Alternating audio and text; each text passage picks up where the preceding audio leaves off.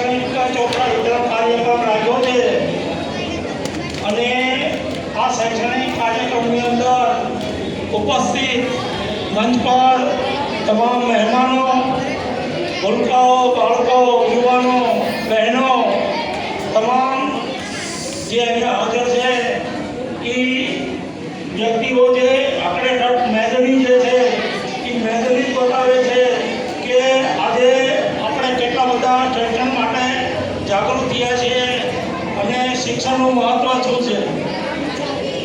આજના દિવસે સૌપ્રથમ વાત કરું તો ડૉક્ટર બાબા સાહેબ આંબેડકર અને તથાગત બૌદ્ધની જે કરુણા છે, જે વાત છે અને મહાત્મા ફૂલેની શિક્ષણની વાત છે એ લઈને આજનો કાર્યક્રમ આજે રાખ્યો છે અને ભૂલકાઓને વધારેમાં વધારે શિક્ષણની જ્યોત પોતાનામાં જગાવે તે માટેનું કાર્યક્રમ છે.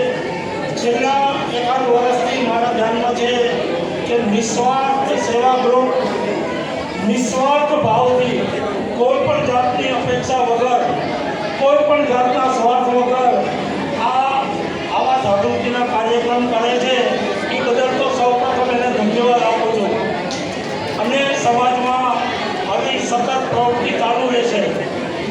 કોઈ શાયરે અથવા કવિએ કીધું છે कि खुद ही को कर बोलने इतना कि हर तकदीर से पहले खुदा खुद बंदे से पूछे बता तेरी रजा क्या है. तो આપણે બધાએ એટલું તાકાતવાર બનવાનું છે કે ખુદાને પણ એ વખત પૂછવું પડે કે બોલ તારી રજા શું છે. અને એ તાકાતવાર ત્યારે બનીશું કે જો આપણામાં શિક્ષણ હોય.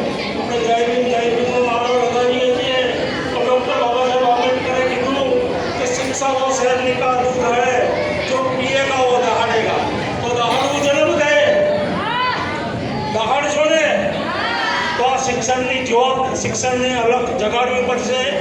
નિસ્વાર્થ સેવા ગ્રુપ દ્વારા જે આ કાર્યક્રમ કર્યો છે એનો વધારેમાં વધારે આખા ગુજરાતમાં અને આખા દેશ લેવડે પણ આવા કાર્યક્રમ કરે એવી શુભેચ્છા સાથે જય ભીમ.